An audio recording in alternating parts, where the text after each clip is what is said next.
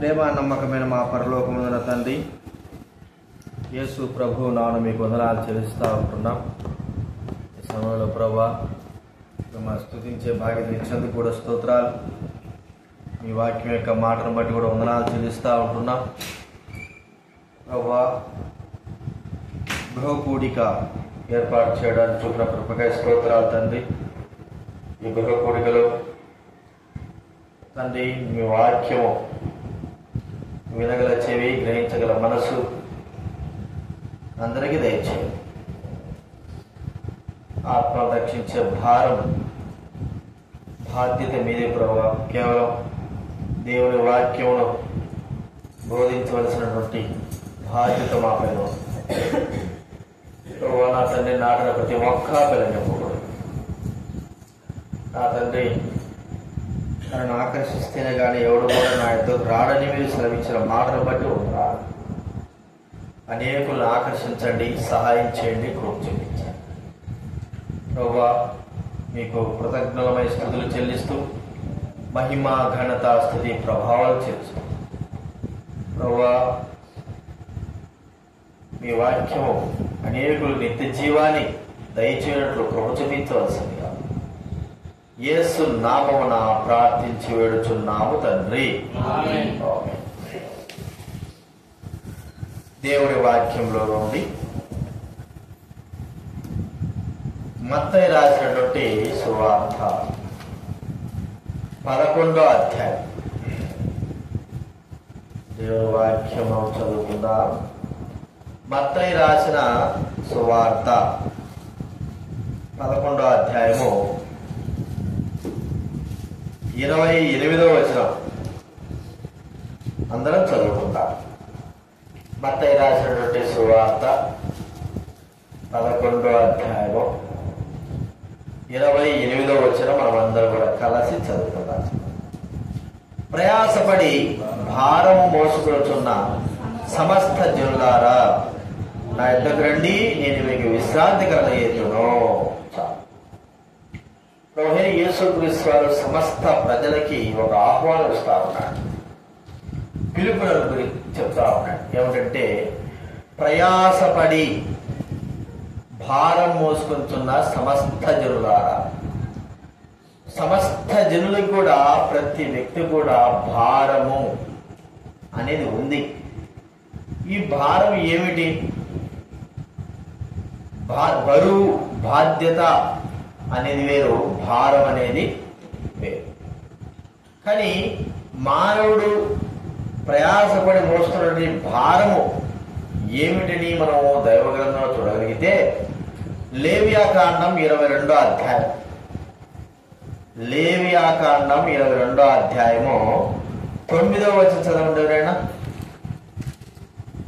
లేవియాకాండము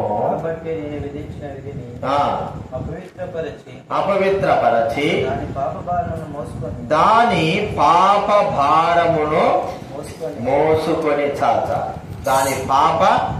భారమును మోసుకొని. కాబట్టి ఆ భారము ఏమిటి అని మనం ఆలోచించగలిగితే దైవవాక్యంలో పాప భారము, వృధాగా ప్రయాసపడి మనకు తెలియకోకుండానే మన పైన ఉన్నటువంటి ఈ భారము పాప భారం. ఇది మోసే వ్యక్తి, ప్రతి వ్యక్తికి అర్థమవుతుంది, ఉంటుంది, తెలుస్తుంది. అంత మాత్రమే కాకోకుండా దేవునికి కూడా, దేవునికి ఈ పాప భారం యొక్క విశిష్టత తెలుసు. అందుకే యేసుక్రీస్తు వారు చెబుతున్న మాట ఏంటంటే ప్రయాసపడి భారం మోసుకొనుచున్న సమస్త జనులారా నా యొద్దకు రండి, నేను మీకు విశ్రాంతిని ఇస్తానన్నాడు. ఈ పాప భారము వలన మానవుడు విశ్రాంతి లేక ప్రయాసముతో, బాధతో, వేదనతో ఉన్నాడని బైబిల్ మనకు చెప్తారు. ఎలాగా ఆ మాట చెప్తే చూడండి, కీర్తన గ్రంథం 38వ అధ్యాయం. కీర్తన గ్రంథం 38వ అధ్యాయము 4వ వచనం దయచేసి చదవండి ఎవరైనా. 38వ అధ్యాయం 4వ వచనం. నా దోషములు నా తల మీదుగా పొర్లిపోయినవి. నేను మోయలేని బరువు వలె అవి నా మీద మోపబడి ఉన్నవి. నేను మోయలేని బరువు వలె అయి నా మీద మోపబడినాయి. ఇంకా కీర్తనకారుడు ఏమని చెప్తున్నాడంటే, కీర్తన గ్రంథం 65వ అధ్యాయం 3వ వచనంలో చూడండి. 65వ అధ్యాయము 3వ వచనం దయచేసి చదవండి. నా మీద మోపబడిన దోషములు భరింపజాలనివి. నా మీద మోపబడిన దోషాలు భరింపజాలనివి. మా అతిక్రమముల నిమిత్తం నీవే ప్రాయశ్చిత్తము చేయదు. మా మీద మోపబడిన దోషములు భరింపజాలనివి. కాబట్టి సమస్త లోక ప్రజల యొక్క భారాలను, పాపపు భారాలను, దోషపు భారాలను ప్రభువైన దేవుడు చూచాడు, గ్రహించాడు. అందుకే సమస్త ప్రజలకి విడుదల, విమోచన గావించడానికి కొరకు ఆయన మరి పిలుపునిస్తుంటున్నాడు. ప్రేమతో పిలుపు, దయా కనికరం కలిగిన ప్రభువు మనందరినీ కూడా, సమస్త ప్రజలను ఈ పిలుపుతోనే పిలుస్తున్నారు. ప్రయాసపడి భారం మోసుకుంటున్నటువంటి పాప భారము, దోష భారము మరి మోసుకుంటున్నటువంటి ప్రజలారా, నా యుద్ధకు రండి, నేను ఆ పాప భారమును, దోష భారమును తీసివేస్తాను. ఇది ప్రభువు ఇచ్చేటువంటి పిలుపు. ఈ లోకంలో అనేకమైన భారాలు మనం భరిస్తుంటున్నాం. కుటుంబ భారము, ఉద్యోగ భారము, లోకంలో మరి ఎవరి ఏదైనా పరిస్థితుల భారము కొన్ని మనం భరిస్తాం. వీటన్నిటిని కూడా మన శక్తి వంచన లేకుండా చేస్తూనే ఉంటాం. వాటిని మన పైన మోపుకొని వాటి నిమిత్తమై ఒక్కోసారి చివరి వరకు కూడా, జీవిత చివరి వరకు కూడా ఆ భారమును మోస్తూనే ఉంటారు. అంతకంటే మానవుడు మోసేటువంటి ఈ పాప భారం అనేది మానవుడి జీవితంలో చాలా భయంకరమైనది. భారం మోసే వ్యక్తికి ఆయాసం ఉంటుంది. భారం మోసే వ్యక్తికి బరువు కదండి, ఆ బరువు మోయలేవాడు. అంటే శక్తి అంతా కూడా మొదటేమో కొంతసేపు మోయగలడు, తర్వాత శక్తి అంతా కూడా హరించుకుని పోతా ఉంటాడు. అంటే బలహీనుడైపోతా ఉంటాడు. బరువేమో అలాగే ఉంటుంది, బరువేమో తగ్గదు. బరువు యొక్క బరువు దాని యొక్క వెయిట్లెస్ తగ్గదు, అది అలాగే ఉంటుంది. కానీ అది ఎవరిపైన ఉంటుందో, ఒక ఇసుక మూట కావచ్చు, లేకపోతే సిమెంట్ మూట కావచ్చు, లేకపోతే కట్టెల మూట కావచ్చు, కట్టెలది మోపే కావచ్చు, ఏదైనా సరే ఒక వ్యక్తి ఉన్నటువంటి దూరం పెద్ద కర్రలే కావచ్చు, అవి వాటి బరువు ఏం తగ్గదు. కానీ వాటి వలన మన యొక్క శరీరం యొక్క బరువు తగ్గి బలహీనత అయిపోయి మనం ఎంతో బాధపడిపోతా ఉంటాం. కాబట్టి ఈ బరువు ఒక్కొక్క వ్యక్తి ఆ బరువును వచ్చి ఆయాసపడిపోతా ఉంటాడు, దుఃఖపడిపోతా ఉంటాడు. ఎప్పుడు ఈ బరువుని నేను దించగలనా? కొంతమంది అయితే ఆ పరిస్థితులను బట్టి ఆ బరువులను విసిరేస్తారు.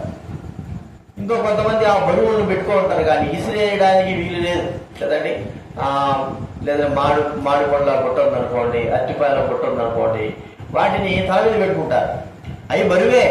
టెంకాయల బుట్ట పెట్టుకున్నాకో బరువుగానే ఉంటాయి, కానీ వాటిని విసిరి వేయడానికి వీలు లేదు. అవి ఉపయోగపడే పొగాలు విసిరి వేస్తే ఆ బరువు మనం విసిరి వేసిన దాన్ని బట్టి అవి పగిలిపోయి పనికి రాకుండా పోతాయి. కట్టెల మోపనుకో ఎవరో దించాల్సిన అవసరం, విసిరేస్తారు. సిమెంట్ అనుకో, సిమెంట్ కూడా విసిరేస్తారు, ఇసుకైనా సరే. కానీ ఈ బరువు ఎలాంటిది? మానవుడు ప్రభువైన యేసుక్రీస్తు ఇచ్చిన పిలుపు మానవుడు విని తనలో ఉంటున్న బరువు ఎలాంటిదంటే ఇది పాపపు బరువు. దీని యొక్క క్రియా లక్షణాలు ఏమిటి? ప్రియమైన వారలారా, ఈ పాపపు బరువు యొక్క క్రియా లక్షణాలు ఏంటంటే అవి స్వతహాగా మన మీదనే పడిపోతాయి. మన మీద అవి మరి ఒక్కోటొక్కోటి చేర్చబడుతూ ఉంటాయి. మన క్రియలను బట్టి, మనం చేసినటువంటి పనులు బట్టి, మన యొక్క వ్యక్తిత్వాన్ని బట్టి, మనం నడిచినటువంటి మార్గాలను బట్టి, మనం ప్రవర్తించిన ప్రవర్తనను బట్టి, మన యొక్క చెడ్డ తలంపులను బట్టి, మనం చేసినటువంటి మోసాలను బట్టి ఒక్కొక్క బరువు, ఒక్కొక్క భారము మరి మన తలపైన మోపబడతానే ఉంటారు. ఇలాగ మోపబడినటువంటి ఈ యొక్క బరువులు అన్ని చూసుకుంటే బైబిల్లో చెప్తా ఉంది, ఆకాశానికి అంటుతున్నాయంట ఈ బరువు యొక్క మరి హైట్, ఎత్తు. మరి వాటి బరువు ఎత్తు ఆకాశాన్ని అంటిస్తున్నటువంటి మనిషి తలపైన మొదలుకొని ఆకాశం వరకు కూడా ఆ వ్యక్తి ఆ బరువులు మోస్తూనే ఉంటున్నాడు. ఈ బరువు యొక్క మరి క్రియా ఫలితం ఏమిటి అని మనం ఆలోచిస్తే, మొట్టమొదటిగా ఆ వ్యక్తిని పరిపూర్ణంగా సంపూర్ణంగా నాశనము చేయడమే ఈ పాపానికి ఉన్న బరువుకు ఉన్నటువంటి లక్షణం. నాశనం చేసేస్తారు. చిన్నటికి బాగానే ఉంటుంది కానీ అది దినదినము మానవుడిపైన ఉండి ఆ వ్యక్తి యొక్క జీవితానంతా కూడా హరించి వేసేదిగా ఉంటుంది పాపపు భారము. ప్రియమైన వాళ్ళరా, అంత మాత్రమేనా? ఈ పాప భారం యొక్క విశిష్టత ఏమిటి అంటే, ఇంకా మనం వాళ్ళు చూడగలిగితే ఈ పాప భారము ద్వారా మానవుడు తన జీవితాంతం కూడా సిగ్గుతో, అవమానముతో, మోయలేని వాడై మరి కష్టములు, బాధలతో, వ్యాధులతో, నష్టాలతో నిండిన వాడై ఉంటాడు. చూడండి, కొద్ది కష్టాలు, కొద్ది బాధలు ఉంటేనే మనం ఎంతో బాధపడతాం. అయితే జీవితాంతం ఇలాంటి యొక్క స్థితి కలిగిన మానవుడు ఆ పాప భారము వేయలేక తాను నలిగిపోయి దాని కిందే పడిపోయి కదండి, ఒక బరువు ఇచ్చినారనుకో, వెంటనే దాని కింద పడిపోయారనుకో, ఆ బరువు ఆ వ్యక్తిని నలిచివేస్తుంది. మరి ఆ వ్యక్తిని మరి లోపలికి భూమిలోకి అనగదొక్కేస్తుంది అంత బరువు. మరి పాప బరువు కూడా, పాప భారం కూడా మానవులైన వారిని అనగదొక్కేదిగా చూస్తూ ఉంటున్నాం. సిగ్గుతో, అవమానముతో తల ఎత్తనీయకోకుండా అనగదొక్కేదిగా చూస్తూ ఉంటున్నాం. అంత మాత్రమే కాదు, పాపము భారం యొక్క విశిష్టత ఏమిటంటే, చివరికి ఆ పాపము భారము మానవుడి పైన ఉండడం బట్టి ఆ భారమును బట్టి మానవుడు నశించి నరకానికి వెళ్తున్నాడు.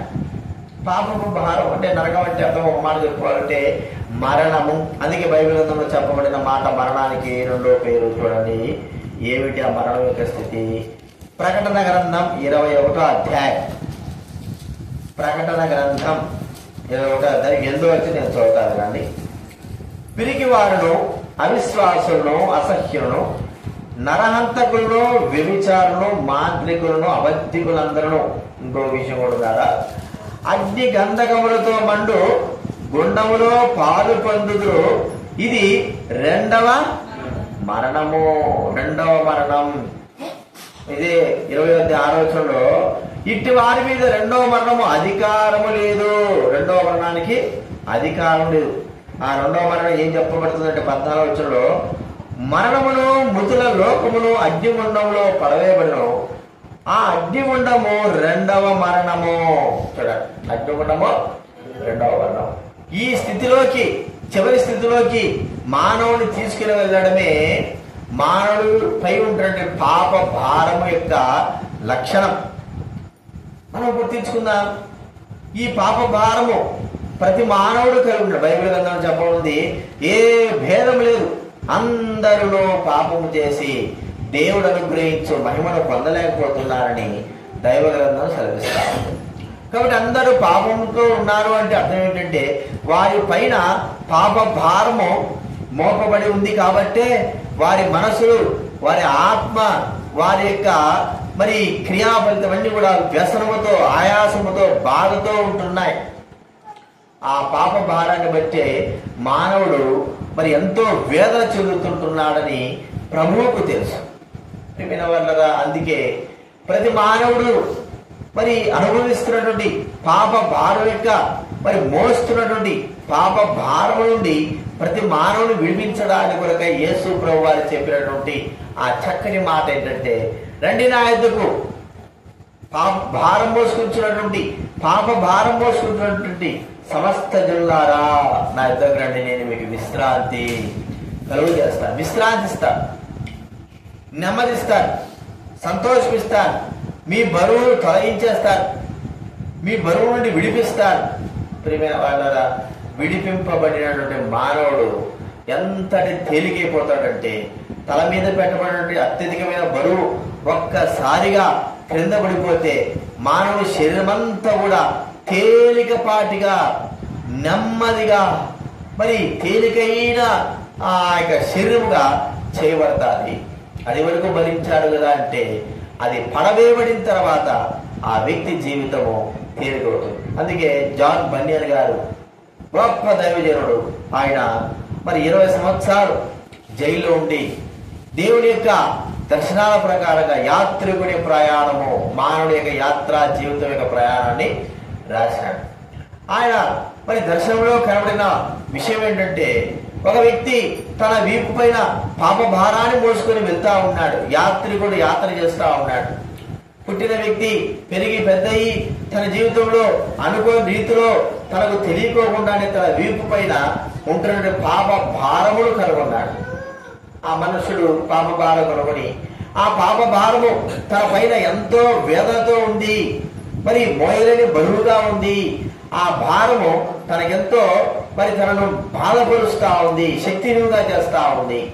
అది గుర్తించినాడు యాత్రికుడైన వ్యక్తి గుర్తించిన తర్వాత తన ప్రయాణం ముగిస్తూ మరి జరిగిస్తూ వెళ్తున్నాడు. ఎక్కడ తనకు మరి ఆ పాప భారము ఆ మూట తీసివేయబడుతుంది, తనంతో తాను తీసుకోగలుగుతున్నాడు అంటే తీసుకోలేకపోతుంటున్నాడు. మరి ఎలా ఉందంటే ఒక వ్యక్తికి పెద్ద మూట తన శరీరానికి అంతటా కట్టివేసినట్లుగా ఆ మూటంతా బరువుగా కట్టివేయబడినట్టు, విడిపించుకోలేని బరువైన మూట తనకు కట్టబడినట్టుగా ఉంటాం. ఒక దినాన తాను వెళ్తూ ఉన్నప్పుడు సిలువను చూసినాడు. ప్రియమైన వాళ్ళరా, యేసు క్రీస్తు వారి యొక్క దర్శనము, సిలువ దర్శనము అక్కడ ఉన్నది. ఆ సిలువ దర్శనంలో ప్రభు వైపు తాను చూడంగానే, ఆ ప్రభు అయిన యేసు క్రీస్తు వారి వైపు చూడంగానే తన వీపు వెనకున్నటువంటి ఆ పాపపు మూట, బరువైన మూట, మరి బలహీనపరిచే మూట, మోసమైన మూట, పాపపు మూట వెంటనే అది దొర్లిపోయి లోయలో పడిపోయి. ప్రియమైన వాళ్ళరా, అలాంటిది మానవుడి యొక్క జీవితమని భక్తుడు బహు స్పష్టంగా రాస్తున్నాడు. ఇది నాన్న మనం ఒకసారి గుర్తించుకుందాం. నీ పాప భారం నిన్ను బరువుగా చేస్తా ఉందా? ఎన్ని దినాలు ఆ పాప భారాన్ని అలాగే మోస్తావు? అది మానవుడు వెనకలాగి దొర్లించుకొని చివరికి పాతాళంలోకి మానవుడు తీసుకుని వెళ్ళేదిగా ఉంది. ఎంతో మంది వారి జీవితంలో పాప భారమును, పాప మూటను, పాపపు యొక్క భారమును తీసివేసుకోలేక అలాగే ఉంచుకోవడం ద్వారా ఆ బరువు వారికి ఎక్కువైపోయి ఆ బరువు దొర్లుకుంటూ వారితో పాటు పాతాళంలో పడిపోయి.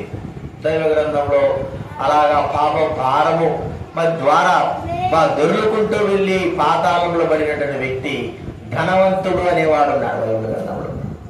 ప్రియమైన వాళ్ళరా, ఆ ధనవంతుడు తన వీపు వెనకున్నటువంటి తన పైన ఉన్నటువంటి ఆ పాప భారము గుర్తించలేని వాడుగా ఉన్నాడు. దినదినము ఆ భారము, పాప భారము ఎక్కువైపోతా ఉంది. తన దినాలు జరిగిపోతున్నాయి.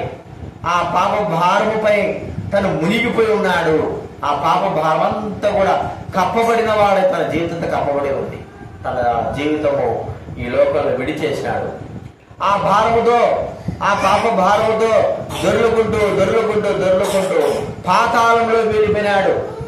ఆ పాప భారము వెనక్కి లాగేసి అతి లోతైనటువంటి పాతాళంలోకి తనను పడవేసిందిగా చూస్తా ఉంటున్నాం. ప్రియమైన వాళ్ళరా, ఒకసారి గమనించు, మన పాప భారం మన పైన ఉండడము అంత మంచిది కాదు. దాన్ని మనం ఎంత త్వరగా తొలగించుకుంటే అంత విశ్రాంతి, అంత సంతోషం, అంత నెమ్మది, అంత సుఖము మనము పొందగలం. ఆ పాప భారమును మనం అలాగే ఉంచుకుంటే ఒక దినానది మరి ఎక్కువైపోతుంది. ఒక ఇసుక మనము మరి ఒక మూట తీసుకుందాం అనుకోండి, దాన్ని ఎత్తుకోగలం. ఇసుక మూటను మనము 10 కిలో ఇసుక మూటను మనం ఎత్తుకొని భుజాన పెట్టుకోగలం. అయితే అదే సమయంలో ఆ ఎత్తుకున్నటువంటి ఆ మూట పైన వర్షము బాగా కురిసిందనుకోండి, ఆ 10 కిలోలు ఉన్నటువంటి ఇసుక మరి ఏమైపోతుంది చెప్పండి, ఇంకా భారానికి ఎక్కువ మోయిపోతారు. 10 కిలోలు మోయగలుగుతున్నాం. అయితే వర్షాభావం బట్టి ఆ ఇసుక ఏమైపోయిందంటే దాని బలం రెండింతలైపోయి మోయలేని వాడే ఉంటాడు. ఇది మరి సిమెంట్ మూట ఉందనుకోండి, సిమెంట్ మూట మరి 50 కిలోలు మనం ఎత్తుకోగలం కొంతమంది భుజం పెట్టుకుంటారు. అదే వర్షము ఆ సిమెంట్ మూట మీద పడిపోతే అది ఎంత ఏమైపోతుంది, కాంక్రీట్ లాగా మారిపోయి అది ఇంకా 2 బలంగా చేయబడతారు. కాబట్టి పాపము కూడా అలాంటిదే. ఒకసారి గుర్తించుకొని పాప భారము వర్ణించుకోవడానికి, తీసివేసుకోవడానికి, పారవేసుకోవడానికి నీకు ఇష్టమా? ఈ లోకంలో ఎవరు ఈ కార్యము చేయగలరు? పాప భారమును తీసివేయగలిగినటువంటి శక్తి కలిగిన వ్యక్తి ఎవరు? 50 కిలోల మనిషి ఎత్తగలడు, 100 కిలోల మనిషి ఎత్తగలడు, సుమారు 300 కిలోలు కూడా ఎత్తగలడు, ఇంకా సుమారు 500 కిలోలు కూడా ఎత్తగలిగిన వారు ఉన్నారు. కానీ ఈ పాప భారము అన్నిటి భారాల కంటే అత్యధికమైన భారం. ఇది మోయలేకపోతున్నామే, దీన్ని ఎత్తి పారవేసే శక్తి ఏ మానవుడికి ఉందండి? ప్రియమైన వారు, ఒక ఆయన ఉన్నాడు, మరి శక్తి కలిగిన వాడు, ఆయన అన్నిటిపైన అధికారం కలిగిన వాడు, సమస్తం చేయగలిగిన వాడు. ఆయన ప్రభువైన యేసుక్రీస్తు వారు. యేసుక్రీస్తు వారు అందుకే ఆయన అన్నాడు, యేసుక్రీస్తే చెప్పిన మాట, ప్రయాసపడి భారం మోసుకుంటున్న సమస్త జనులారా నా యొద్దకు రండి, నేను మీ పాప భారం అంతా కూడా తీసివేసి మీకు నెమ్మదిని విశ్రాంతిని ఇస్తాడు. ఎలాగ తీస్తాడండి పాప భారం? ఆయన చేతితో బట్టి ఎత్తేస్తాడా, లేకపోతే ఏదైనా పరికరం ఉపయోగిస్తాడా? కాదు కాదు. మానవుని పాపమనంతా కూడా మరి ఆ బోర్డు మీద రాసినటువంటి చాపీసుల అక్షరాలను తుడిచివేసేటట్లుగా మానవుని పాపాలన్నిటిని కూడా తుడిచివేస్తాడు. ఇది ప్రభువైన యేసుక్రీస్తు వారు కార్చినటువంటి రక్తము ద్వారా మానవునికి పాప పరిహారము జరుగుతుంది. ప్రియమైన వాళ్ళరా, ఈ సాయంకాల సమయంలో ఒకసారి ఆలోచించు. నీ జీవితంలో ఈ భారముతో ఉన్నావా? అధికమవుతుందా? ఈ భారాన్ని తీసివేసుకోలేని వాడుగా ఉంటున్నావా? శక్తిహీనుడవై ఉంటున్నావా? అయితే యేసుక్రీస్తు వారు నీకు సహాయం చేయగలడు. యేసుక్రీస్తు వారు నీకు సహాయం చేయడానికి సిద్ధమైన మనసు కలిగిన వాడై ఉన్నాడు. మనం చేయాల్సింది ఏంటంటే ఈ పాప భారం తీసివేయడానికి సహాయం కోరుకోవాలి. ఎవరైనా మరి మూట ఎత్తడనుకో, అయ్యా నాకు నా తలపైకి ఇంకా గంప ఎత్తండి అంటే ఇతరులకు సహాయం అడుగుతారు. వెంటనే ఇంకొక వ్యక్తి ఆ చేతితో పట్టుకొని తన తలపైకి గంప ఎత్తాడు. ఒకవేళ పండ్ల మూట తలపోయిందనుకో, అయ్యా ఎవరైనా సరే ఈ పండ్ల మూట తీయాలంటే ఆ వ్యక్తి తనంతకు తాను తీసుకోలేని శక్తిహీనుడు. ఎత్తుకున్నాడు, మూట పెట్టుకున్నాడు, తల మీద పెట్టుకున్నాడు, కానీ ఒకవేళ కింద పడిపోతాదేమో, బరువైంది కదా. ఒక వ్యక్తి సహాయం చేసి కింద దించినట్లుగా మన పాప భారము కూడా ప్రభువైన యేసుక్రీస్తు వారు దించి వేస్తాడు, కడిగి వేస్తాడు, పవిత్రపరుస్తాడు, తుడిచి వేస్తాడు, చెరిపి వేస్తాడు, పాతాళములు వేసేస్తాడు, సముద్రపు అగాధములు వేసేస్తాడు, తూర్పుకు పడమరికి ఎంత దూరం అంత దూరం వేసేస్తాడు, కొట్టి వేస్తాడు. ప్రియమైన వాళ్ళరా, ఇది ప్రభువైన యేసుక్రీస్తు వారు కలిగినటువంటి గొప్ప ఆధిక్యత. ఈ దినాన్ని నువ్వు ప్రభు దగ్గర రావాలని కోరుకుంటున్నావా? యేసు ప్రభు వారు నిన్ను ఆహ్వానిస్తున్నారు. ప్రయాసపడుతున్నావా? భారంతో బాధపడుతుంటున్నావా? వేదన పొందుతుంటున్నావా? దిక్కు చేసలే స్థితిలో ఉంటున్నావా? అయితే ప్రభు దగ్గరికి రా. ప్రభువు నీతో మాట్లాడతాడు. ఆయన నీ పాపాలన్నీ కూడా తీసివేస్తాడు. కాబట్టి ఆ ప్రభువైన యేసునందు విశ్వాసం ఉంచు, నీవు రక్షింపబడతావు. నీవు రక్షింపబడమే కాకుండా నీ కుటుంబం కూడా రక్షింపబడుతుంది. కాబట్టి ఈ విషయాలు జ్ఞాపకం పెట్టుకుందాం. అలాగే రెండో విషయంలో మనం చూద్దాము. గలతీ రాసిన పత్రిక, గలతీ రాసిన పత్రిక 6వ అధ్యాయం. గలతీయులకు రాసిన పత్రిక ముందు పెట్టు, ఇక్కడ పెట్టు, అటు అటు పెట్టు, అలవైపు శ్రేష్ఠస్వైపు. గలతీ రాసిన పత్రిక 6వ అధ్యాయం 2వ వచనం చదువుకుందాం. మొదటిది దక్షిణ వారి కొరకు, రెండవదిగా మనం చూడండి. 6వ అధ్యాయం 2వ వచనం చదవలేనా? ఒకని భారములను ఒకడు భరించి నెరవేర్చుడి. 4వ వచనం, 5వ వచనం. ప్రతి వాడును ప్రతివాడు తన బరువు ఏం చేయాలంటే తానే భరించుకోవాలి. ఇప్పుడు ఈ భారం ఏమిటి? మొదటిదేమో పాప భారము. ఇది దైవికమైనటువంటి భారం, అంటే బాధ్యత అనుకోవాలి. దైవికమైన బాధ్యత. ప్రతివాడు తన బరువు తానే భరించుకోవాలా. ఒకని భారం ఒకటి ఏం చేయాలంటే భరించాలి. ఇప్పుడు క్రీస్తు యొక్క బాధ్యత అనేది మనము గుర్తించుకోవాలి. బాధ్యత అంటే ఏమిటి? బరువు, భారం భరించడం అంటారు. ఇంట్లో కుటుంబంలో యజమానుడు ఉన్నాడు అనుకో, ఆ వ్యక్తి ఏం చేస్తాడంటే బరువు భరిస్తాడు. కుటుంబ బరువు, కుటుంబ భారం. ఒక ఏదైనా పెద్ద ఫ్యాక్టరీలో యజమానుడు ఉన్నాడు అనుకో, ఆ యజమానుడు కూడా వారి యొక్క బరువు బాధ్యతలు, అంటే ఆ వర్కర్స్ యొక్క బరువు బాధ్యతలు భరిస్తాడు. అంటే పలు విధాలుగా ఒక అధికారి అనే వ్యక్తి బరువు బాధ్యతలు భరించడం చూస్తుంటున్నాం. ఇక్కడ ప్రభువు మనకు ఒక బరువు బాధ్యతను అనుగ్రహించాడు. కుటుంబంలో ఉన్నటువంటి ప్రతి ఒక్కరు కూడా ఒక బాధ్యత అనేది మనము చూస్తుంటున్నాం. ఇది మనుషులు పెట్టేది కాదు, మనుషులు పెట్టాలనే కాదు, మనుషుల వలన కలిగింది కాదు. దేవుడు ప్రతి ఒక్కరికి వారి వారి క్రియలను బట్టి ఆయన బాధ్యత, బరువును అనుగ్రహించి. చూడండి, కొరింథీ రాసిన పత్రికలు అనుకుంటా, చూడండి అన్నమాట.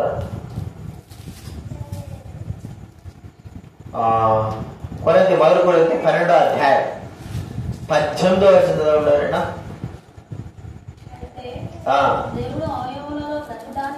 అయితే దేవుడు అవయవములలో ప్రతిదాన్ని తన చిత్ర ప్రకారం శరీరంలో ఉంచెను. ఇంకో మాట చెప్పుకుంటే చూడండి, రోమ పత్రిక 12వ అధ్యాయం, రోమిలకు పత్రిక 12వ అధ్యాయం 3వ వచనం చదవండి ఎవరైనా. 3వ వచనమా?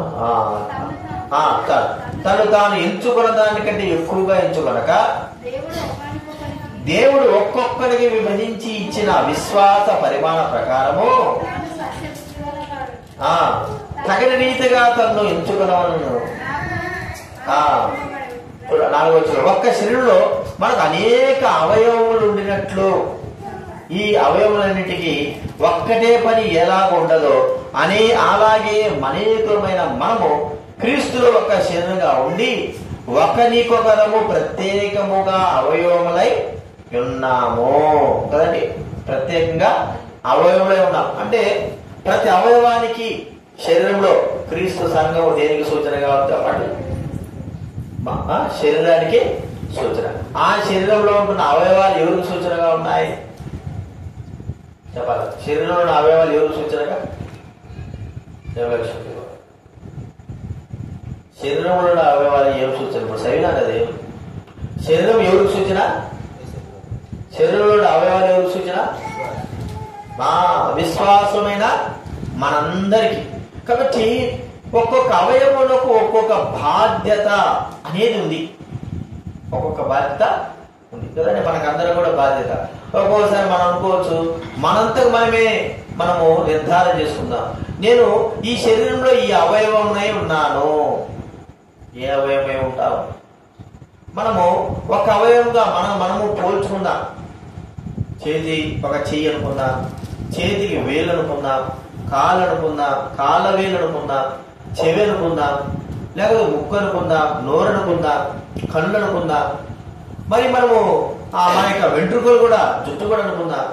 మనంతగా మనము ఒక్కొక్క అవయవముగా మనము మరి భావించుకుంటే ప్రతి అవయవము కూడా భారము కలిగింది, శరీరం పైన భారము కలిగిందిగా. అంటే శరీరం యొక్క బాధ్యతలను నెరవేర్చడానికి నియమింపబడినటువంటి అవయవాలు.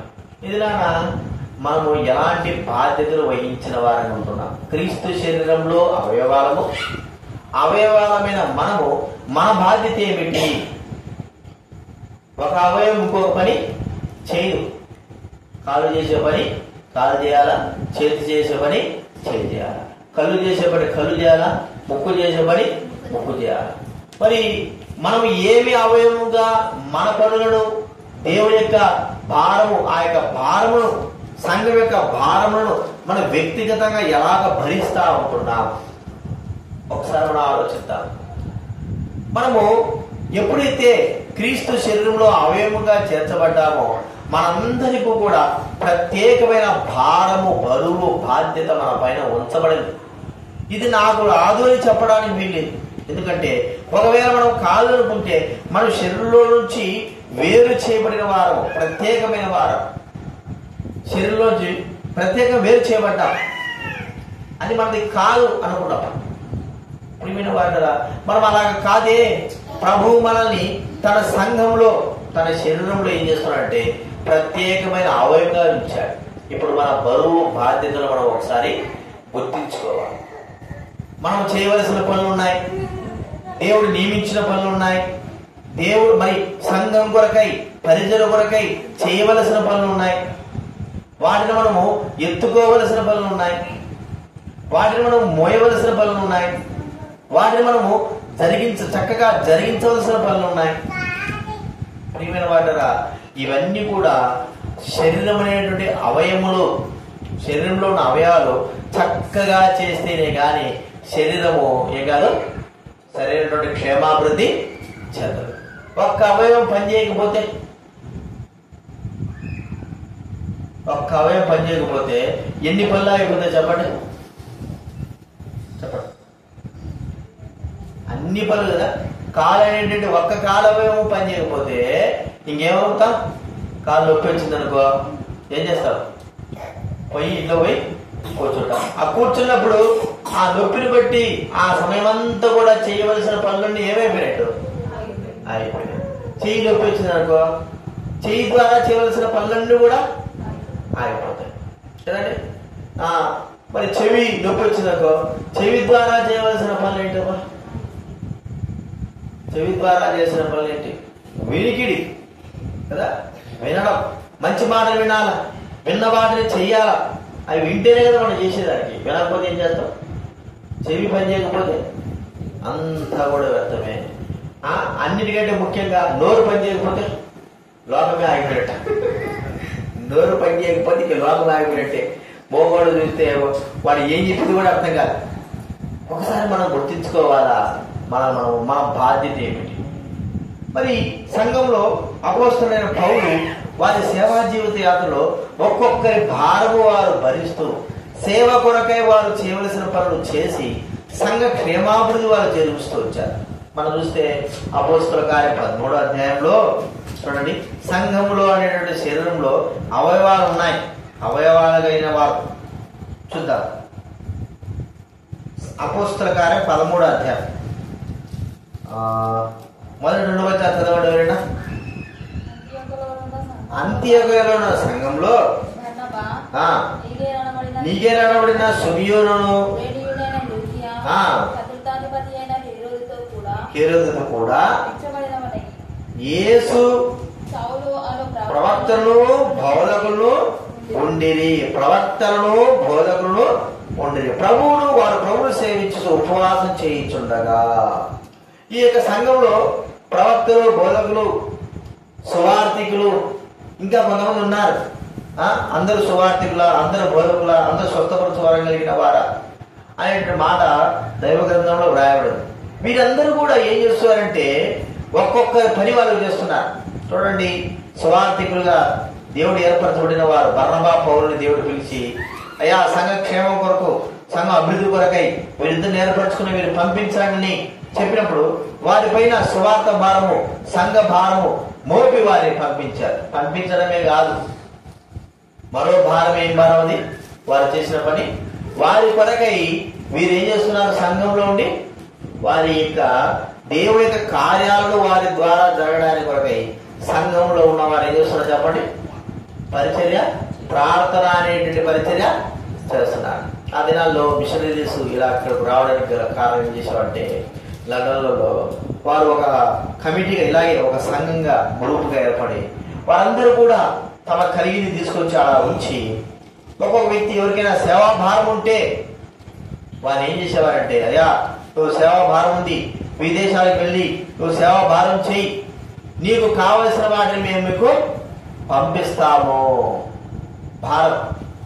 సరే, భారం పంపించడమే కాదు, ప్రార్థన అనేది కూడా వారు ఏం చేస్తున్నారు? వెనక నుంచి చేస్తూ వారు చేసే పరిచర్యకు భారంగా వీరు భారము భరిస్తా వచ్చారు. వీరు భారం భరిస్తున్నారు, వారు కూడా సంఘం క్షేమం కొరకు భారం భరిస్తూ దేవ పరిచర్య కూడా చేస్తున్నారు. మరి వీరు చేసిందనే ముఖ్యం కాదు, వెనక కూడా వారు వీరికి చేసినటువంటి మరి ఆ భారము చాలా ప్రాముఖ్యమైనది. కాబట్టి గుర్తించుకుందాం, నీ నా జీవితంలో సంఘ క్షేమం కొరకు మనం ఎంతటి భారం భరిస్తుంటున్నాం? మన భారం ఏమిటి? చాలా మంది ఏదో ఊరికే వస్తున్నాం, పోతున్నాం, చేస్తున్నాం, అందరితో ఉంటున్నాం, అందరితో పోతుంటున్నాం. అలా కాదు. ఒకవేళ శరీరంలో అవయవాలన్నీ కూడా మరి సచ్చుబడిపోయాయనుకో, ఒక చెయ్యి పని చేస్తా ఉంది, లేకపోతే ఒక వేలు చెయ్యి పని చేస్తా ఉంది, ఒక కాలు పని చేస్తా ఉంది, అంత మాత్రాన మరి ఆ శరీరంలో ఉన్నటువంటి అవయవాలు పనిచేయలేదు కదా, నాకెందుకని ఈ చేతులు ఉండవు. శరీరానంతా నడిపించడానికి కొరకై బరువైనటువంటి ఆ చేతులు మోపవలసి ఉన్నవి, శరీరాన్ని భరించవలసి ఉన్నది. దానికి కూడా కాలు లేదు కదా, మరి వాకర్ పైన నేను నడవాల్సి వచ్చింది. నడవాల్సి వచ్చినప్పుడు నా శరీర బరువు అంతా కూడా దాని పేరు వేయాల్సి వచ్చింది. శరీర బరువు వేస్తూ ఈ చెయ్యి కూడా ఇరిగినది, ఇది కూడా బరువు అయిపోయింది. అయితే ఇది కూడా ఏం చేసిందంటే శరీరం కొరకై నడవడానికి కొరకై, శరీరం క్షేమాభివృద్ధి చెందడానికి కొరకై ఆ బరువు బాధ్యతలో ఈ చెయ్యి కూడా తనందుకు తాను ఆ బరువును అందుకొని శరీరాన్ని ముందుకు నడిపించింది. తర్వాత 2 కర్రల సాయంతో, ఒక కర్ర ఎక్కువగా బరువంతా కూడా ఈ చెయ్యి పైన పడినా కూడా కొంత అంతో కొంత కాస్తో గీస్తూ మరో చెయ్యి కూడా బరువును భరిస్తూ శరీరం కొరక. ఎందుకు శరీరము ఈ 2 చేతులు ఇంత కష్టపడాల్సి వచ్చిందంటే సువార్త పట్టించడానికి. ఈ చెప్పేది నువ్వు చెప్పేది నా కాలు ఇరిగింది, ఈ కాలు వల్ల నేను ఏం చేయబోతున్నాను? నా శరీరం ద్వారా నడలే, ఒక్క కాలు తెచ్చుకొని నడుస్తాం, నా వల్ల కాదు. అప్పుడు ఈ చేతులు నాకు నా శరీరాన్ని నాకు ఆదుకొని ఏం చేశాయి? ముందుకు నడిపించాను.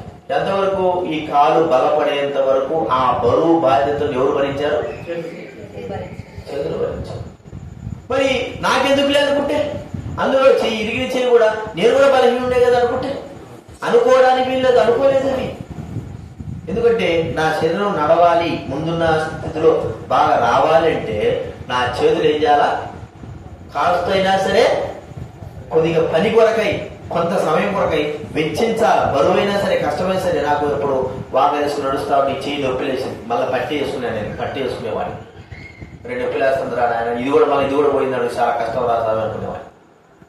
పట్టి వేసుకుని ఆ పట్టి వేసుకునే సరే వాకర్తో చిన్నగా నడిచారు. అంటే బరువును భరించడానికి వాటికి శక్తి చాలకపోయినా కొన్ని రోజులు వాటిని బరువు భరించడానికి ఈ చేతులు ముందుకు వచ్చినాయి. కాబట్టి సంఘం యొక్క బరువు, సంఘం యొక్క బాధ్యత, శరీరం యొక్క బరువు ప్రతి ఒక్కరిపైన ఉంది. నీ పైన, నా పైన, అందరిపైన అది దేవుడు ఉంచాడు.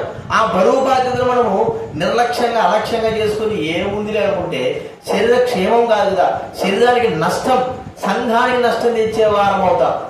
మనమందరం కూడా ఆ బరువును మోయకపోతే, కాస్తైనా సరే బరువు మోయకోకుండా మనం ఉంటే ఆ శరీరానికి ఏమవుతుంది? నష్టం. శరీరానికి నష్టం తీసుకొస్తే మనకి ఏమైనా క్షేమం జరుగుతుందా? చెప్పాలి. శరీరానికి నష్టం తీసుకొస్తే మనం ఏమైనా క్షేమం పొందుతావా? ఏం పొందేది కదండి. మరి శరీరం కొరకై, ఆ శరీరం క్షేమాభివృద్ధి కొరకై, ఆరోగ్యం కొరకై మనము మరి ఎంతైనా సరే శ్రమ పడాలి. ఆరోగ్యం కూడా ఒకసారి భక్తులు చెప్పే మాట ఏంటంటే, కాళ్ళు, చేతులు, చెవి, ముక్కు ఇవన్నీ కూడా మీటింగ్ పెట్టుకున్నాయట. మనం తెచ్చేది కొత్త తినేది కదా, ఈ కడుపు ఏం చేస్తుంది? ఫుల్గా తింటా ఉంది, గమ్మ కూర్చుంటా ఉంది. మనమే కష్టపడి ముళ్ళలో పోయి అక్కడ పోయి ఇక్కడ పోయి చేస్తున్నాం. ఏంటి మనం తెచ్చేది, వాళ్ళు తినేది. అది లోపల పోయేది చల్లగా బాగా మెత్తగా ఉంటాడ, కడుపు ఏం బాగా లావైపోతాడ, మహిళా మనం వస్తా అంటూ అని అప్పుడు ఒకటి మీటింగ్ చేసుకుని ఏం చేసినట్టే, చేతులు నేను పని చేయలేనేదట. ఏదో పని చేయను, గమ్మ కూర్చున్నాను. ఈ పొట్ట అంటుంది, నాకు ఆకలిస్తుంది ఏంటంటే, మేము తింటా అంటే నువ్వు తింటా ఉంటే ఏది ఇది బాగాలేదు, అందుకే మేమేం చేసినా ఇప్పుడు పని చేసినాం. రెండో రోజు కాలు కూడా అంట చేతులు బంద్ చేస్తే మేము ఊరుకుంటున్నామా, మాకు కూడా మాకెందుకు అంత శ్రమ, మేము కూడా బంద్ చేసేస్తామని కాలు కూడా బంద్ చేసేసినాయంట. ఇక ముక్కు చెవిలో మేమేం చేయలేక గమ్ము కూర్చుంటాం, అయ్యేపోతే మేమేం చేస్తాం.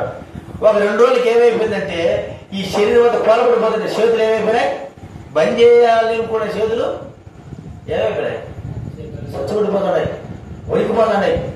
ఏంటి ఇది, నేను వాటి మీద కోపడితే మాకు వస్తుంది అంటే కాలు అనుకుంటాంది, అరే నాకు కాలు స్వచ్ఛపడిపోతున్నాయి, నడవలేకపోతున్నాను, ఏమైందంటే నాకు అన్నం పెట్టకపోతుంది మీరు, నేను ఇచ్చే శక్తి ద్వారానే కదా మీరేం చేసేది, నాకు అన్నం పెట్టకుండా అందరూ పైకి వస్తున్నారు, ఇప్పుడు మీరు ఏం చేస్తారు చెప్పండి. అంత ఏమైపోయినట్టు ఏం చెప్పాలి అర్థనా చెప్ప, ఏమైపోయింది అంతా కూడా బలహీనమైపోయినాం. ఇక పడుకుంటే లేస్తే కదా మళ్ళా ఎవరైనా అన్నం పెడితే చెయ్యి అంటుంది, అమ్మమ్మ వద్దులే ఈసారి నుంచి నేనేం చూపిస్తాను నీకు అన్నం చూపించి. కాళ్ళు కూడా ఏమంటుంది, వద్దులేనాయనా నీకు మంచిగా నీ శక్తి పెట్టి అన్నం కోసం నేను ఎంత సరే ప్రయాసపడతానంట. అన్నీ కూడా అవి ప్రయాసపడితే అప్పుడు కడుపుకి బాగా ఇస్తుంది. కడుపు ఏం చేసింది, బాగా తిని వీటన్నిటికీ ఏం చేసింది, బాగా ఇచ్చాం. అది దాని సూత్రం. మనము ఏదైతే పని చేయకపోయినారనుకో అప్పుడు బలహీనపడేది ఏంది, వద్దనుకున్నప్పుడు నాకు వద్దు ఈ భారం నేను భరించడం నాకు అవసరం లేదనుకుంటే బలహీనపడేది ఏంటి, చెయ్యి వద్దనుకుంటే కాలు బలహీనపడుతుందా, కాలు వద్దనుకుంటే చెయ్యి బలహీనపడుతుందా చెప్పండి. ఏది వద్దనుకుంటే అది బలహీనపడిపోతుంటుంది. దాని ద్వారా మిగతాది కూడా ఏమైపోతాయి, బలహీనపడతాయి కదా. ఒకనాడు నేను 2 వారాలు అన్నమే తిన్నా కదా, చపాతి ఒక 2-3 చపాతి భయపడి ఏమవుతుందో కాలని అంతే. అసలు లేతే కా మనిషి యాడ అన్నం తినేదానికి దీనికి శక్తి ఉండదు. ఇంటికి వస్తే అంత తేలికైపోయినట్టు 10 కిలోలు తగ్గిపోయినా, తేలికైపోయాడు. ఇప్పుడు మళ్ళా లేచి చేయటం గట్టి బిగిస్తలేకపోతున్నా, ఏంది అన్నం లేదు, శక్తి లేదు. నీరు పోతుంటే ఏమవుతుంది, సెలైన్ పోతుంటే ఈ శరీరం ఎంతసేపు పనిచేస్తుంది. బతకడానికే సెలైన్, శక్తి కోసం కాదు, అర్థమైందా. సెలైన్ జరిగండి బతకడానికే. తినిన తర్వాత రోజు తినే కొద్ది అప్పుడు చేతులు ఏమవుతుంది, బలం వస్తా అంటే బరువు బాధ్యతలు. సంఘానికి క్షేమం కలిగించాలన్నా అవయవములైన మనమే, సంఘాన్ని పాడు చేయాలన్నా బలహీనపరచాలన్నా అవయవములైన మనమే మన మీద భారం వేశాడు. క్షేమాభివృద్ధి ప్రతి ఒక్కరు గుర్తించుకోవాలా. మన మట్టుకు మనకు నియమింపబడిన విశ్వాస పరిమాణాన్ని బట్టి విశ్వాస పరిమాణం బట్టి సంఘ క్షేమం కొరకై మనం ఆ బరువు బాధ్యతలు మన పైన వేసుకుని ఎప్పుడైతే ముందుకు కొనసాగుతామో ప్రియమైన వారరా సంఘము క్షేమంగా ఉంటుంది. సంఘంలో ఉంటున్న అవయవాలు క్షేమంగా ఉంటాయి. సంఘము ఆ శరీరము ఆరోగ్యకరంగా ఉంటుంది. అవన్నీ కూడా వద్దు నాకేం అవసరం లేదనుకుంటే మన శరీరము దినదినం ఏమైపోతుందంటే బలహీనము చివరికి ఏమైపోతుంది, శరీరం చనిపోతుంది. అర్థమైందా. కాబట్టి క్రీస్తు సంఘములో అవయవముల మనందరిపైన దేవుడు ఒక్కొక్క బరువు ఒక్కొక్క బాధ్యతలు ఇచ్చినాడు. అది మనం గుర్తించుకోవాలా. మనం చేయవలసిన పనులనే మనం చేయవలసిన వాటినే దేవుడు ఉంచాడు. అవే మనం చేయగలం. ఆ బరువునే మనం భరించగలం. ఆ బరువునే మనము మరి భరించడానికి కారణం. కాబట్టి గుర్తించుకుందాం. ఈరోజు మనము ప్రభువు మనతో మాట్లాడుతుంటున్నాడు. లోకంలో ఉన్న భారం పాప భారం అయితే మరి సంఘంలో ఉన్న భారము క్రీస్తు భారము, దాన్ని మనం భరించాలి. ప్రభువు అంటాడు, నేను క్రీస్తు కొరకై అనుదినము ఆ భారాన్ని భరిస్తుంటున్నాను. అది నా భారం నాకు ఎక్కువైపోతారు. ఒకవేళ క్రీస్తు పడిన పాటలలో ఆ బరువు భరించడానికి మనమంతా మనం ఏం కావాలా. ఇది ఎలాగ చేయాలంటే హృదయపూర్వకంగా ఇష్టపూర్వకంగానే, ఏదో మనిషి బలవంతం పెడితే కాదు. సరే యేసు ప్రభువును సెలవు మోయించారు. మోయిస్తా ఉంటే ఆయన కడినాలి. సెలవు మోయించే సమయంలో మరి ఆ బరువును మోయలేకపోతున్నాడు ఆయన. వెంటనే ఏం చేశారు సైనికులు, దాన్ని పోతున్న ఒకడిని పురీపడిన సీమోను తీసుకొచ్చారు. పక్కకు వచ్చాడు. రారా వాడంటాడు, వద్దు బాబోయ్ అంటాడు, నువ్వు రావాల్సిందే. వాడు దొరికినాడు బాబు, ఎట్టో దొరికినాడు.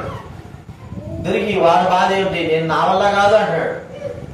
బలవంతాన ఆ సిలువని ఈశారు అతని పైన. చూడండి ఒక మాట మనకు మత్తయి మార్గన చూడండి.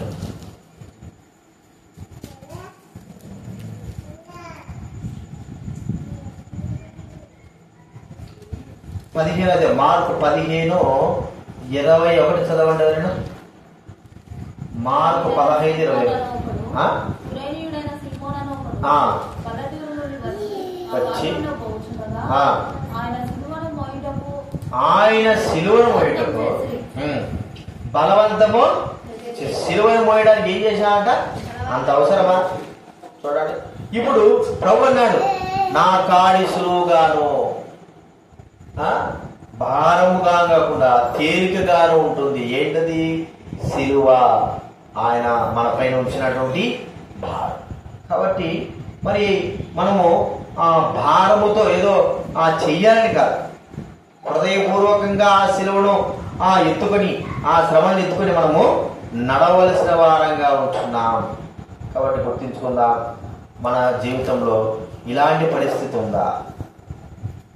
మనం ఇలాగా బలవంతాన ప్రభు యొక్క సిలువను, ప్రభు యొక్క భారములను భరించే వారంగా బలవంతాన భరిస్తే అది దేవుడికి ఇష్టమా కాదా? బలవంతాన భరిస్తే దేవుడికి ఇష్టమా కాదా? సిలువ అనేది బలవంతాన భరిస్తే దేవుడికి ఇష్టమా కాదా? నువ్వు గమ్ముడా చెప్పు. ఇష్టమో కాదు. మరి ఎట్లా భరించాలి దాన్ని? ఇష్టపూర్వకంగా, మన ఇష్టపూర్వకంగా, ఎవరో ఇష్టపూర్వకంగా, మన సొంత ఇష్టపూర్వకంగా దాన్ని మనం ఏం చేయాలి చెప్పండి? భరించాలి, బరువు భరించాలి. ఎందుకు? ఇది ప్రభువు మనపై ఉంచిన భారం, సేవా భారం, సేవా పని భారం. దీన్ని మనం మోయవలసిన వారు. ప్రతి ఒక్కడు సేవకుడే కాదు, సేవకుడిని కాదు, ప్రతి ఒక్కరికి అవయవములైన మనందరూ కూడా ఒక్కొక్క భారం అనేది ఉంది. అది మన పైన మోపబడింది. దాన్ని మనం ఏం చేయాలా? ఇష్టపూర్వకంగా ఆ సేవా భారాన్ని పరిచయను చేయాలి. వాడెవడు చేస్తాడు, వీళ్ళు చేస్తారు, అందరు చేస్తే నేను చేస్తా. ఇక ఎవరు చేయికినా చేయకపోయినా మాత్రము తప్పదు. ఎందుకు? మరి ఒక్కోసారి అందరూ చేయొచ్చు, ఒక్కోసారి అన్ని కలిసి ఒకటేసారి చేయొచ్చు, ఒక్కోసారి ఒకటే చేసేటువంటి పరిస్థితి పడుతుంది కదా. ఒక్కోసారి ఒకటే ఎవడున్నాకో తాడు పట్టుకుని వేలాడుతూ పోతున్నప్పుడు భారమంతా దేని మీద పడుతుంది చెప్పండి? భారమంతా చేతులు పట్టుకుని వెళ్తున్నా, తాడు పట్టుకుని పోతున్నా, భారమంతా దేని మీద పడుతుంది? శరీరాన్ని మోయవలసిన భారమంతా తాడుని పడతాడు. ఇప్పుడు రోడ్డు నడుచుకుంటూ పోతున్నాం, ఒక వంతెన దాటాలా, బరువు మన తలపైన ఉంది కదండి. ఇప్పుడు భారమంతా దేని మీద పడుతుంది? బరువు గాని మనిషి శరీరం కానీ దేని మీద? నేల మీద పడుతుందా? ఉండా చోట ఆయన కాళ్ళ మీద, అత్త మీద. మరి చేతులు బరువు అప్పుడు మోసాయి, ఇప్పుడు ఎందుకు మోయలేదంటే ఇప్పుడు చేతులు పని కాదు. అప్పుడు ఎందుకు చేతులు మోసాయి, కాళ్ళు ఎందుకు మోయలేదంటే అప్పుడు కాలు పని కాదు. మోయవలసినప్పుడు చేతులు మోసాయి, మోయవలసినప్పుడు కాళ్ళు మోసాయి. అది మనం గుర్తించుకోవాల్సిన వారంగా ఉన్నాం. కాబట్టి మనం కూడా బరువు బాధ్యతలు మన పైన ఉంచాడు. మరి అందరికీ ఉంచుతాడంటే అందరికీ ఉంచుతాడు, కానీ హృదయపూర్వకంగా చేసేటువంటి కార్యము వారికి ఆయన హృదయపూర్వకంగా స్వతంత్రంగా ఇచ్చేసాడు. స్వతంత్రత. అదినాలంటే ప్రేముడి శివుని పైన బలవంతాన సిలువ పెట్టాడు, కానీ ఇది నా ప్రభువు ఎవరిపైన బలవంతాన భారమైన మోపడం. ప్రతి ఒక్క బాధ్యత హృదయపూర్వకంగానే తీసుకోవాలా, హృదయపూర్వకంగానే భరించాలి. 3 పిల్లలు ఉన్నారనుకోండి, వీళ్ళకి ఏం తెలుసు? వీళ్ళకి కూడా కుటుంబంలో ఏముంది? బరువు బాధ్యతలు ఉన్నాయా లేవా? ఉన్నాయి. కానీ ఇప్పుడు వారి భరించేటువంటి ఆ వయసు, ఆ జ్ఞానము, ఆ శక్తి వాళ్ళకి ఇప్పుడు లేదు. మరి అన్నీ వస్తాయి, శక్తి, జ్ఞానము, బరువు మోసేటువంటి తెలివి కలిగినటువంటి సమయం వస్తుంది, ఒక వయసు వస్తుంది. ఆ సమయంలో కూడా ఇట్టే ఉంటే ఎట్లుంటాయి చెప్పండి? మరి వీడు పిల్లోడు కాదు, వీడు పెద్దోడు కాదు, పిల్లోడు ఎత్తాను అంటాడు. బరువు లేదు, బాధ్యత లేదు, కుటుంబ బాధ్యతలు ఏం లేదు. కుటుంబ బాధ్యతలు ఏం లేదు అని మనం అంటాం కదా. కాబట్టి శరీరం యొక్క ఆ క్రీస్తు యొక్క శరీరం యొక్క బరువు బాధ్యతలను మనము భరించవలసిన వారంగా ఉంటున్నాం. లోకంలో పాప భారం ఉంటే సంఘంలో క్రీస్తు భారము భరించవలసి, మనం కూడా ఆ భారాన్ని భరించాలా. వ్యక్తిగత నాకెందుకులే అనుకుంటే ఒక దినాన మనం ఎంత బాధపడతామో, ఒక దినాన మనం ఎంత వేదన చెందుతామో, ఒక దినాన మనం గుర్తించుకుంటాం, అయ్యో ఇది నేను భరించుంటే బాగుండేది కదా, దీన్ని నేను సహించుంటే బాగుండేది కదా, దీన్ని నేను మరి ఎత్తుకుని ఉంటే బాగుండేది కదా, ఈ దినాన నేను బాధపడకుండా ఉండేవాడు కదా. ఆ దినాన మనం అనుకోకుండా ఈ దినాన ఆ ప్రభువైన దేవుని యొక్క సంఘము పరిస్థితులన్నీ ఏ భారమైనా సరే మనం మోయాలి, హృదయపూర్వకంగా మోయాలా. మనుషుడు చెప్పినాడు కదా, వాళ్ళు చెప్పినాడు కదా, ఇది మోయాలంటే మోయాలా, చెయ్యాలంటే చేయాలి. హృదయపూర్వకంగా మనం వాటిని మనం భరించినప్పుడు అప్పుడు సంఘము, శరీరుని సంఘము క్షేమాభివృద్ధి చెందుతుంది, దినదినము క్షేమాభివృద్ధి చెందుతుంది. అది మనం గుర్తించుకోవాలా. అలాగా ఆ బరువు బాధ్యతలు ఒకరి భారం ఒకడు భరించండి. ఇలాగ మన భారం భరిస్తూ ఒకరి భారం ఒకరి విద్యాలు మనము భరించవలసిన వారంగా ఉంటున్నా. అలాగ ప్రభు మనకు సహాయం చేయగాక ప్రార్థన చేసుకుందాం. ప్రేమగా తండ్రి, పరిశుద్ధులైన మా దేవ, యేసుక్రీస్తు నామమున మీకు వందనాలు చెల్లిస్తా ఉన్నాం తండ్రి. ఈరోజు మీ పాసందులో మేము వచ్చి ఉంటున్నాం తండ్రి. మత్తయి సువార్త 11:28 ప్రయాసపడి భారం మోసుకుంటూ సమర్పిస్తున్నారు. నాతో రెండేనా ప్రజలైన వాళ్ళందరూ కూడా ప్రయాసపడి పాప భారం మోస్తున్నారు. వారి పాప భారం మీరు ఎత్తివేశారు. మీ రక్తం చేత వారి పాపను తుడిచి పవిత్రపరిచి, వారి హృదయాన్ని పవిత్రపరిచి, వారి పాపమును సముద్ర ప్రగాధంలో వీపు వెనక తూర్పుకు పడమర దూరంలో విసిరివేసినందుకు మీకు వందనాలు.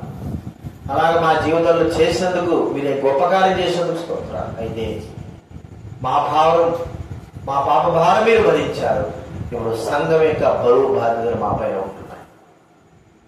ఇది మేము మోయాల్సి ప్రభా, ఇది ఏ వ్యక్తో మాకు అప్పచెప్పేది కాదు ప్రభా. స్వయాన శరీరమైన సంఘం అయిన మీరు ఆ సంఘంలో ఆ శరీరంలో అవయవములుగా మమ్మల్ని చేర్చి ఆ క్షేమం కొరకై ప్రభా పని చేయాల, భారం భరించాలని సెలవిస్తూ వచ్చారు. చేతులు చేయవలసిన బరువులు, కాలు చేయవలసిన పనులు, చెవి చేయవలసిన, ముక్కు చేయవలసిన, కడుపు చేయవలసినవి, ఇలాగా ఒక్కొక్క భారము మా మీద మోపబడినప్పుడు వాటిని హృదయపూర్వకంగా సంతోషకరంగా క్షేమం కొరకై మేము చేయడానికి నేర్పించండి. నాకెందుకు అనుకుంటే ఆ అవయవమైన మేము నశించిపోయే వారంగా ఉంటున్నాం. తర్వాత మేము ఎంత విలపించాల్సి వస్తుందో, ఎంత బాధపడాల్సి వస్తుందో, ఎంత వేదన చెందాల్సి వస్తుందో, ఆ బరువును భరించలేని వారమై, సిగ్గు అవమానం పొందిన వారమై నష్టపడే వారంగా ఉంటున్నాం. మనుషుల వైపు, పరిస్థితుల వైపు చూచి దేవుని యొక్క సేవా భారం మేము భరించలేని వారంగా ఉండి అవమానం, సిగ్గు పొంది నష్టపడే వారంగా ఉంటున్నాం. ప్రభా, దయతో నన్ను మమ్మల్ని మీరు క్షమించవలసింది వేడుకుంటున్నాం. కృపాకరికరగల తండ్రి, ఎప్పటి నుంచి ఎప్పుడో యొక్క భారం బట్టి ప్రభా, మరి ఎన్ని ఆటంకాలు వచ్చినా మేము భరించే వారంగా, వాటి కొరకై మా సమస్తాన్ని మేము వ్యక్తపరుచుకునే వారంగా చేయండి. ఇది మీ సంఘం, మీ శరీరం, మీ శరీరంలో అవయవంగా చేశారు. కృపను బట్టి అది గుర్తించడం నేర్పించండి. ప్రభా, మీకు స్తోత్రం. తెలిసి వచ్చిన వారు పడి స్తోత్రం. ఎవరైతే రాలేదో వారితో మీరు మాట్లాడండి, రక్షించండి. ఈరోజు జరిగిన రామదాస్ ఇంట్లో చిన్నపిల్లల పరిచయం మీరు దీవించి ఆశ్రయించండి. అలాగే ప్రభా, మరి ఇక్కడ జరిగిన పరిచయం కూడా దీవించి ఆశ్రయించండి. గంగారావు ఆరోగ్యం నింపండి, వాళ్ళ పక్క కార్యక్రమం నింపండి, సంపూర్ణ స్వస్థ నింపండి. చెందిన జీవితం మార్చి సంపూర్ణ కార్యక్రమం సురేష్ దేవక వారి జీవితాలు మార్చి కుటుంబంలో సంతోష సమాధానం దయచేయండి. అలాగే నా దగ్గర వారి కుటుంబాన్ని రక్షించండి. సంపూర్ణ రక్షణాకారం దయచేయండి. వచ్చిన వారు పడి స్తోత్రం చర్చలు జ్యోతిగా రక్షించండి. నమ్మకాన్ని జ్ఞానం లక్ష్మి జ్ఞానం చేసుకుంటున్నాం. సునీతగా తన కుటుంబాన్ని తన జీవితాన్ని రక్షించండి. దుర్గేశం రక్షించండి. ప్రభా దుర్గాన్ని రక్షించడానికి బలపరచు, ఆరోగ్యం నింపండి. పోషణ జ్ఞానం పిలుసు కూడా జ్ఞానం పిలుసు కృప చూపించండి. రామదాస్ తన కుటుంబాన్ని రక్షించండి. రాని వారి హృదయాలు కూడా కార్యం జరిగించండి. ప్రభా మేము వారిని ఆహ్వానం చేశాం. పెళ్లి విందుకు ఆహ్వానం చేసినట్టుగా దాసులుగా మేము ఆహ్వానం చేశాం. అయితే కొందరు రాక అనేకమైన సాకులు చెప్పి అలాగే అడ్డంకిపబడుతున్నారు. దాన్ని గ్రహింపదేయండి. ప్రభా సహాయం వదనాలు చెల్లిస్తూ వచ్చిన వారందరి బట్టి వదనాలు చెల్లి పిల్లలు కూడా దీవించి ఆశీర్వదించుకోవాలి. కృతజ్ఞతలు వస్తూ రేపు కూడా శిస్సుకుంటే పెట్టుకుంది. ప్రభావ స్త్రీ కొడుకులో వారు నేర్చుకోవడం ఇంకా కొంతమంది ఆహ్వానించడానికి సహాయం. ఆ బాధ్యత మేము మా పైన ఉంచుకునే వారికి తండ్రి. శనివారం ఉపవాస ప్రార్థన కూడా మమ్మల్ని సిద్ధపరచండి. ఆదివారం యథార్థులు ఆరాధన కొరకు మమ్మల్ని సిద్ధపరచండి. ప్రభావ మీకు స్తోత్రములు చెల్లిస్తూ కృతజ్ఞతలు చెల్లిస్తూ యేసు ప్రభు నామమున ప్రార్థించి అడిగి వేడుచున్నాము తండ్రి. ఆమేన్. తండ్రి దేవ ప్రేమేశ్వర ప్రభు పరిశుద్ధాత్మ సహవాసం చేరవచ్చిన వరకు సంఘ పరిశుద్ధులకు ఇప్పుడెప్పుడు సదాకాలం తోడేండుగాక. ఆమేన్.